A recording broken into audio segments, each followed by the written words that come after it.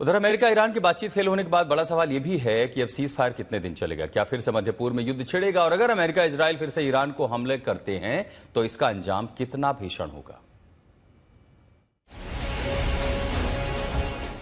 पूरी दुनिया की नजर इस्लामाबाद पर थी।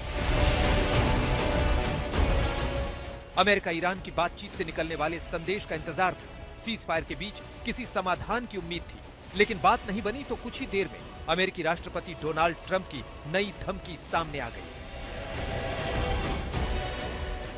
ट्रंप ने सोशल मीडिया पर आर्टिकल साझा किया, धमकी दी कि युद्ध पोत से ईरान का घेराबंदी का विकल्प खुला हुआ है। सवाल है कि क्या ये ईरान के खिलाफ अमेरिका अगले बड़े कदम का सीधा इशारा कर रहा है?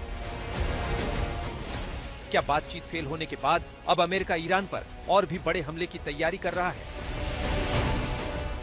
वार्ता फेल होने के बाद ट्रंप की धमकी को इसलिए भी बेहद गंभीर माना जा रहा है क्योंकि एक दिन पहले ही मध्य पूर्व में तनाव उस वक्त चरम पर पहुंच गया था जब एक यूएस डिस्ट्रॉयर के फुजैराह पोर्ट से स्ट्रेट ऑफ हॉर्मुज की ओर बढ़ने की खबर आई थी, जिसे लेकर ईरानी सेना की ओर से चेतावनी भी दी गई थी। अब समंदर में अमेरिकी सेना की ताकत दिखाकर ट्रंप एक बार फिर ईरान को धमका रहे हैं। पाकिस्तान में अमेरिका ईरान की बातचीत के दौरान भी ट्रंप ने दावा किया था कि ईरानी सैन्य ताकत को पूरी तरह तबाह कर दिया गया है। They have no navy, they have no radar, they have no air force. Their leaders are all dead. Khomeini is gone. For many years he ruled. He's gone. With all of that, let's see what happens. But from my standpoint, I don't care. America Iran की बातचीत की नाकामी ने न सिर्फ शांति प्रक्रिया को झटका दिया है, बल्कि पूरे मध्य पूर्व में फिर से तनाव बढ़ने का खतरा पैदा कर दिया है। बड़ा सवाल यह भी है कि अगर अमेरिका इजराइल फिर से हमले शुरू करते हैं तो ईरान इसका जवाब किस तरह से देगा।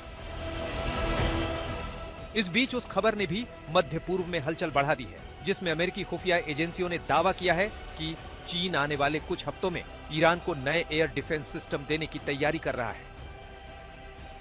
China is preparing to ship weapons to Iran. Well, if China does that, China's going to have big problems, okay?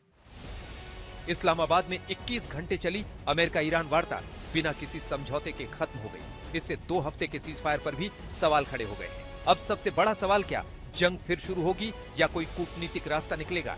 हालांकि ट्रंप का ताजा बयान बड़े खतरे का इशारा कर रहा है। आज तक ब्यूरो।